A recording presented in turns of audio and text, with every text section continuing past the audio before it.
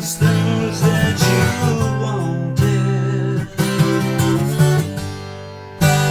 bought them for you. Girl, whose memories don't know the words, time and a place.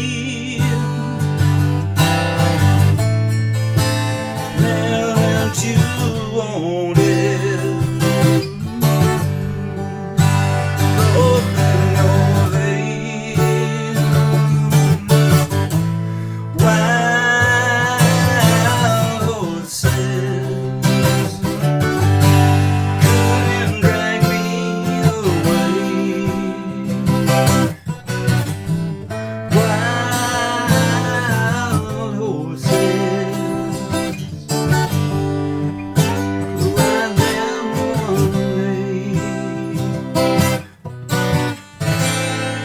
My rough rendition of Wild Horses. So this is a 12 string. This is a kind of a cheapy 12 string that my friend Phil basically gave to me, or indefinitely loaned to me.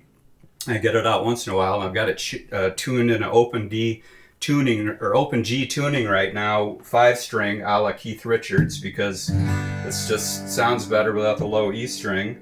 And yeah. But what I really got this out for is to demonstrate what I'm about to do on this guitar. This is a Washburn acoustic electric.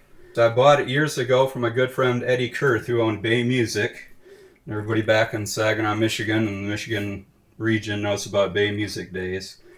But Eddie, who is right here in this photo, really dear friend of mine, passed away now a few years ago, but he owned Bay Music, and he was in the later stages of the store. He's getting ready to sell it and shut it down. And I walked in one day and I said, I never had a decent acoustic guitar. What's the best acoustic guitar you got in this place? You know, kind of just joking around. He said, that'd be that one over there. And this was sitting on a stand. And so, yeah, it caught my fancy. It's beautiful. It's got bird's eye maple, very single cutaway, very, very pretty. And it's acoustic electric, so you can play it not plugged in or plugged in. But yeah, I don't play it much anymore, but I still have it. And so what I was getting ready to do, though, is telling Jim here, is to restring this in Nashville Tuning. What Nashville Tuning is you have a 12-string guitar. It's got, 2 sets of 6 strings. You have the regular low register strings on the 12-string. Then the top 2 sets of strings, these are in unison. So these 2 strings are the exact same note. These are the 2 exact same note. When you get down here, this 3rd string, you have a wound string. That's the standard tuning, like a 6 string. If you only had 6 strings, it would have this one on it. But because it's a 12 string, it's got a 2nd string, which is a thinner gauge and an octave higher. 1. But then you got the 12 string effect.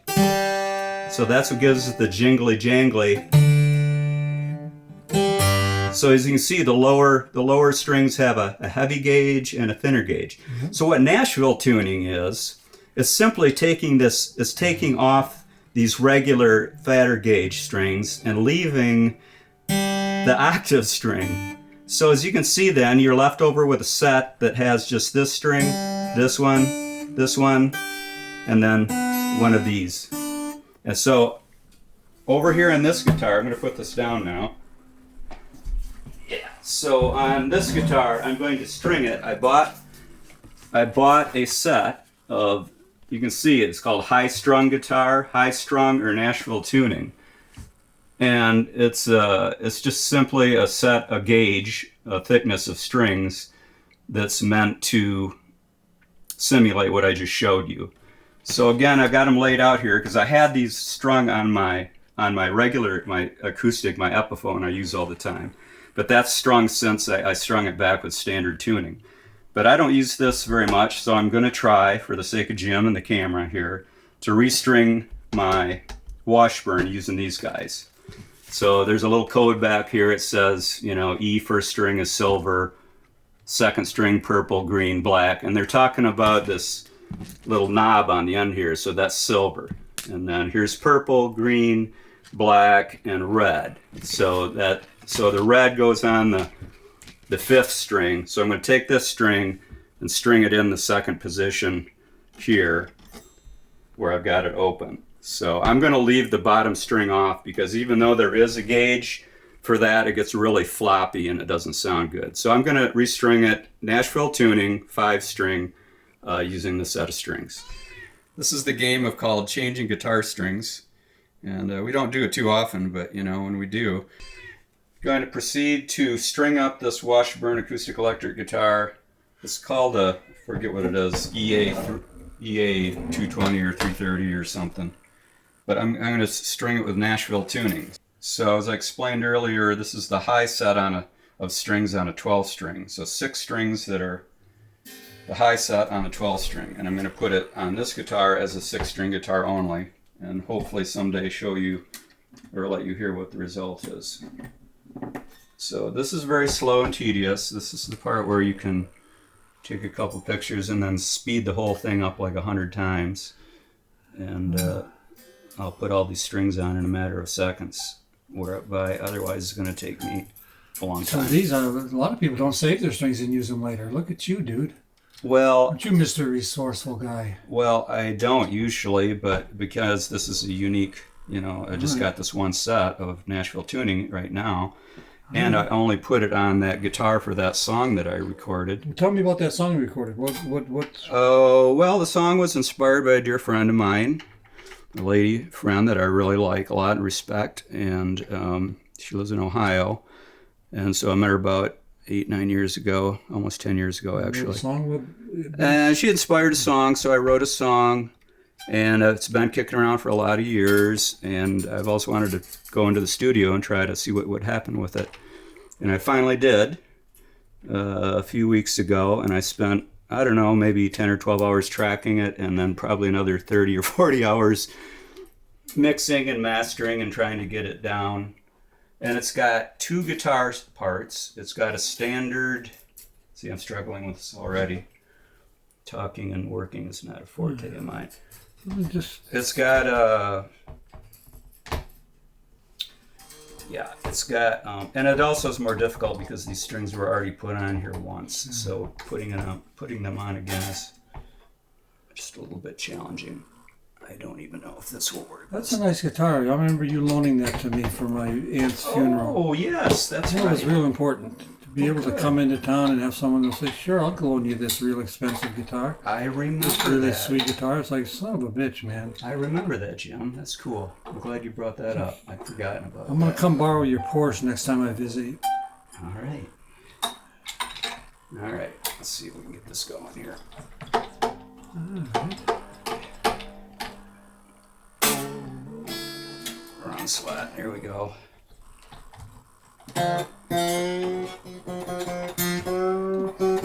Okay, so I got it on, stretching it out a little bit, so it went down in pitch, so taking it back up. I have no idea if that's close to pitch, but I'm just going to get it strung up with some tension right now, get the rest of them on, and then we'll tune it up. Sure. Whoop. Next. So how long have you been using one of those little turners? These stringers? Oh, probably about 50 some years, I guess. Not this one. They were the cat's ass when they came out. Yeah. I started playing guitar when I was 8 years old. Not too long after my brother took me to see the Beatles. My brother David, who just stopped in yesterday. If you caught us on camera. You guys saw the Beatles together? He took me to see the Beatles at Olympic Stadium in Detroit in 1966, of August of 66. Oh my God. And that was just about the time I turned 8 years old. Yep, and he was bigger, and he took his punk little brother to see the Fab Four, who I was absolutely enamored with. And it was an event. You couldn't hear anything they were playing, but you could hear 110 decibels of screaming girls. Cool. And you could see their little pea brains way down there on the stage. Did you scream too? No, I think I just kind of sat there with my mouth open. So just watch. Holy fuck. Holy cow. And they played about a 30-minute set. And the band The Circle was the opening group. They had that song Red Rubber Ball. Sure. And they opened for them, and then the Beatles went on in their white and red candy striped suits. Oh, this is going to be, yeah, me and my shaky hands. That's what 10 years of lithium will do to you. Don't do that anymore. Excellent. Plus a couple of cups of coffee this morning so far. Yeah, this is kind of tedious, that said. But there's no other way to do it. Some things, you know, there's no around it. You just got to go through it. You got to do it. Do you ever get little holes in your fingertips? I swear to put. Yeah, they make nice little pokey holes, bleed out tiny little blood spots. This is, and it's not really a great acoustic guitar because it's neither acoustic or electric. So when it comes to tone and playability, it's the worst of both. All right. It served a purpose for a lot of, for a while and a lot of years, but then when I came to the Ozarks, I met Linda Stoffel of the Blackberry Winter Band, who performed in the movie Winter's Bone, and she's part of our little acoustic trio with David. We call ourselves Brixey Creek. But I met Linda, and she had that old Epiphone that she didn't play anymore, and that's gotten to be my number one acoustic. It really turned out to be a great instrument. But I played this at first in the meantime, and I did play it. Here's me playing this guitar at my son Steve's wedding, Steve and Sierra. I performed a song that I wrote for them in their wedding, and I think it was the hardest gig I've ever had. All right. I was super nervous, it was super hot, and I was sweaty, and I was jumbly and mumbly and shaky, but I somehow got through it. But it was a great honor, of course, to be able to perform at their wedding. All right, on to the next.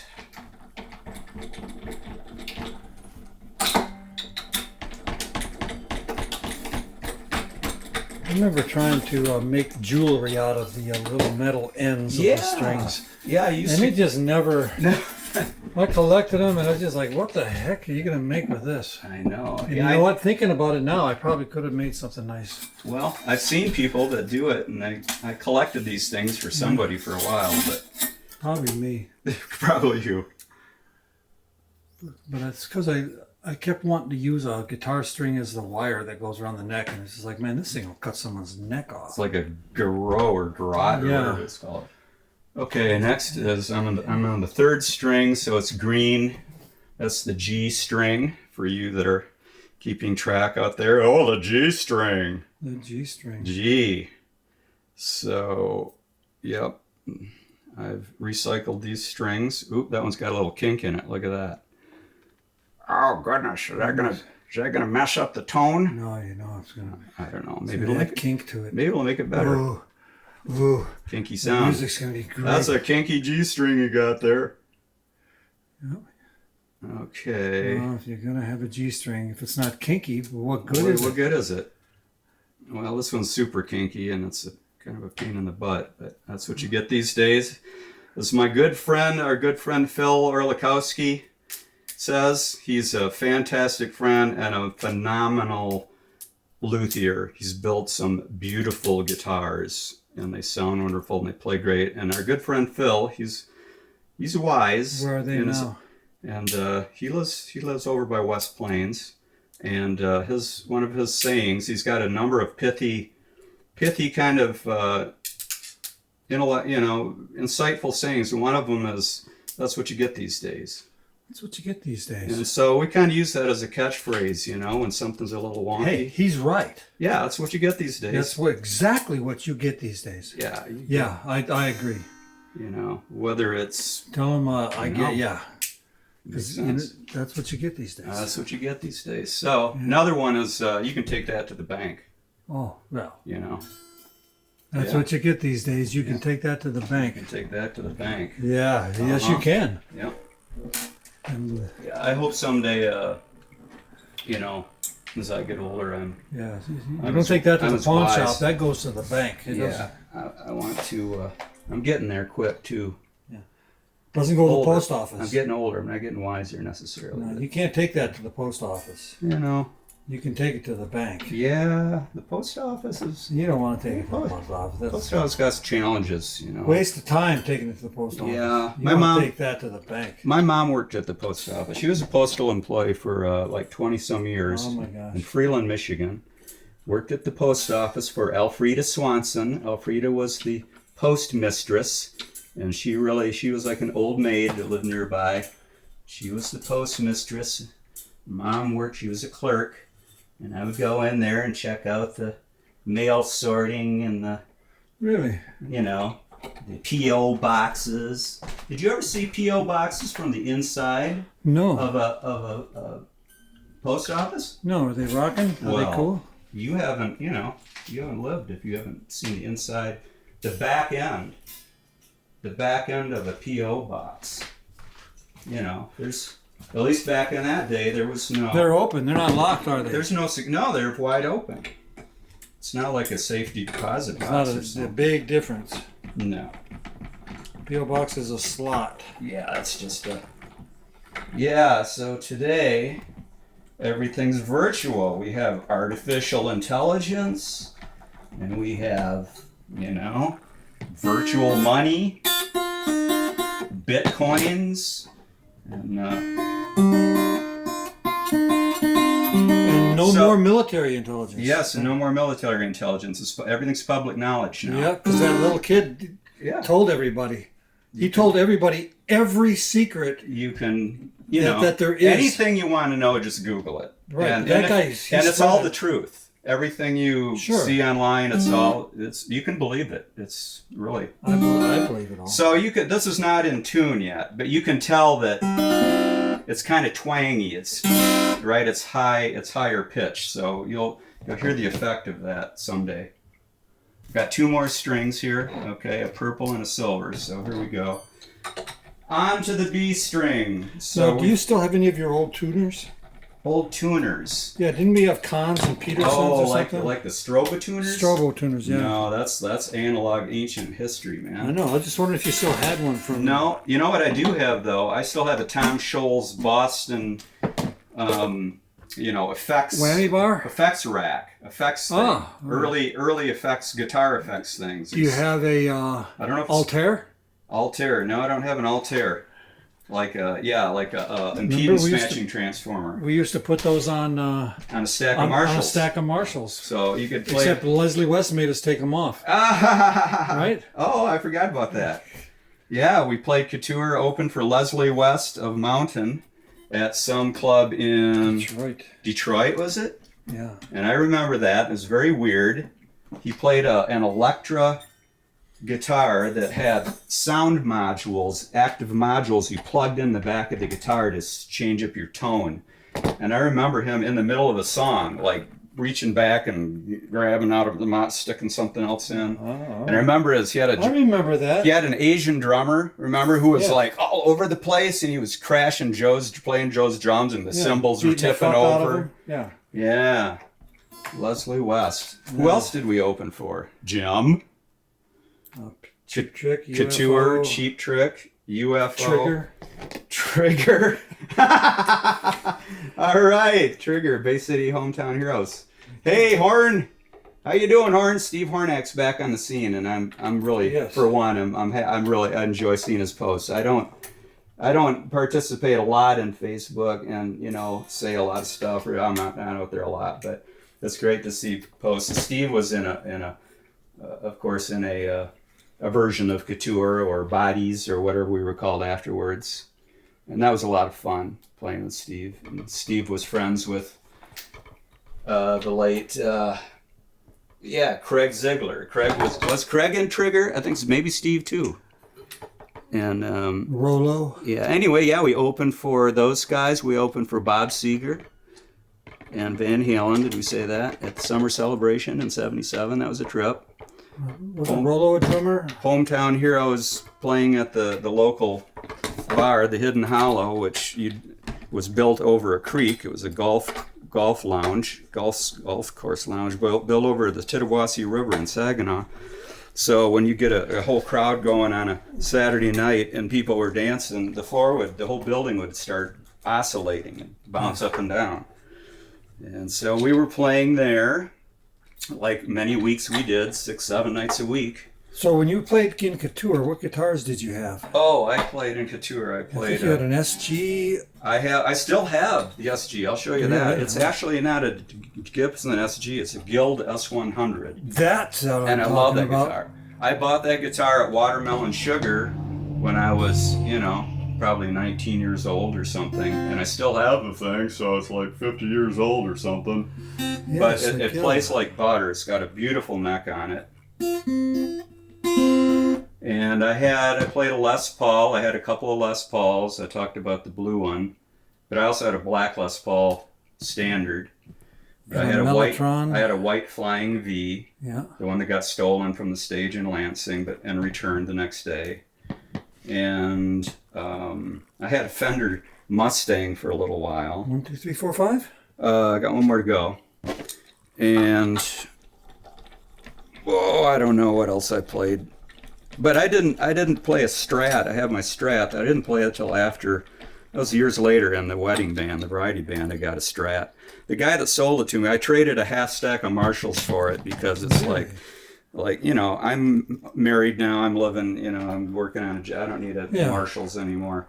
But I wanted a Strat, so I traded up. He said the Strat belonged to a guy from Foghat. Who knows? But I got it, and it was. I never played a Strat before, and they're so iconic. And I started playing it, and I liked it, and I've had some work done on it. I had a Mark Rogman at Bay Music retrofitted a Kaler whammy bar on it, routed it out, and put that on many, many, many years ago. And but yeah, it's a real versatile guitar. So, but I have that now for electrics. I have my Telecaster. This guy here. Got this for the Rolling Stones tribute band that I didn't join, or I never played with, Joe's band. But it's been fun. Open G tuning. Play that later maybe. So there's that. We're talking. But okay, last but not least, Silver. This guy. Silver. All right. This is the high E string. It's the same strings that's on a 6 string, E, B, G, D, A. So it's a 10 maybe? Yeah, this is a 10. Right. This is a 10. A 10 for use that don't knows is 10/100ths of an inch, 0.010 inches fat. And a 10 is a pretty light gauge for acoustics, but that's the effect that you want with this sound here. But again, unlike a regular 6-string tuning, these notes here, let's see. No, these two, and if I had the lowest E string on, these two would be octave higher than is on a normal 6-string. Okay. So, technicalities.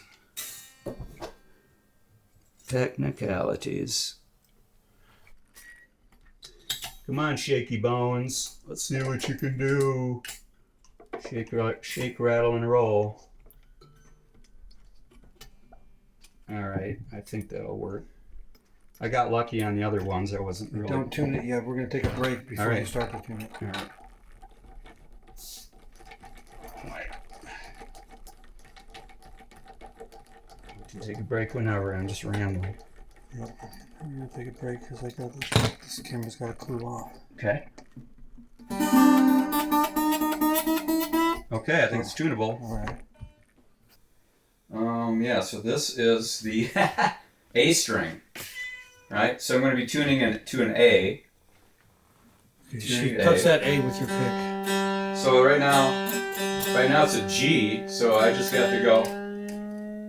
Whoops, A. Yeah, I have to go step. Here we go. Harmonic. Kitty sings an A. Kitty, boo boo. Ooh, you don't have to go out. I know it's nice out there. You stay in here. Now she's stuck now. But she cries in A. So we'll start with A, then we're going to D, of course. D, D. Oh, no. I got lucked out. I was... See, this will be G.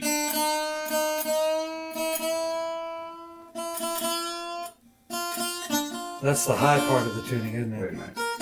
That's the one that's an 8 or a 9? This is a G. Is that the 9? It feels like I'm going to break it. Is it that high? But that's the 9 That's millimeter, right? Yeah, that's a 9, yes. So it's actually, it's 9, this, and then the next one, which would actually typically be a heavier gauge, actually lighter. goes up to a 14. That's probably because if they don't use a lighter gauge there, Well, it's too much it might tension. snap. It's too much tension, yes. Yeah, to get a heavier string onto that note, it would snap it. Smart, man. Come on, get up to G. Well, again, it's just the top strings of Yeah. a 12 string.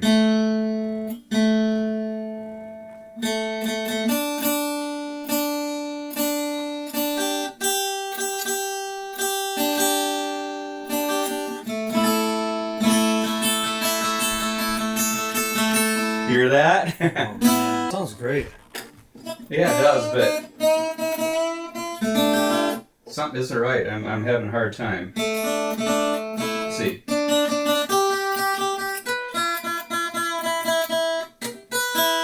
No. Really? I swear it's gonna break, man.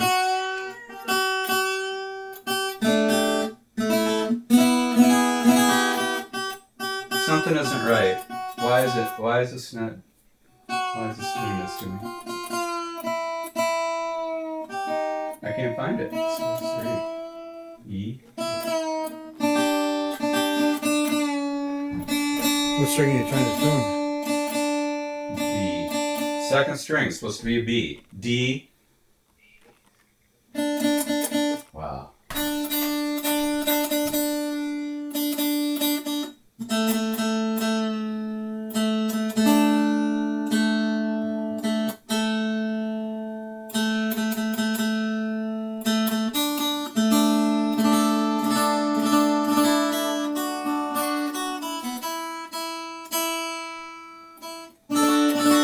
I wonder who invented Nashville Tuning. Okay, we're close.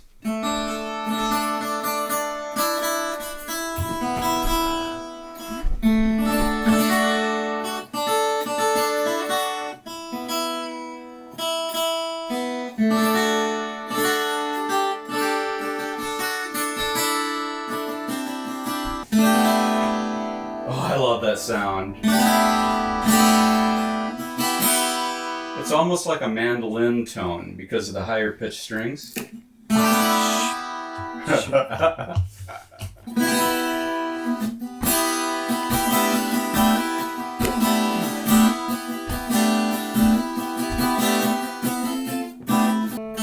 Should be A, Yep. D.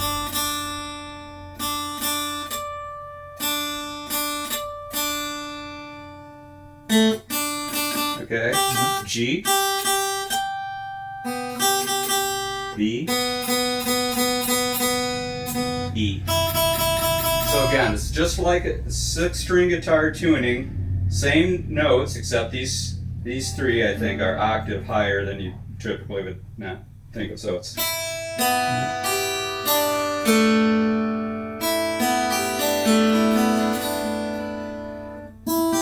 You can turn this around again to where you can see it.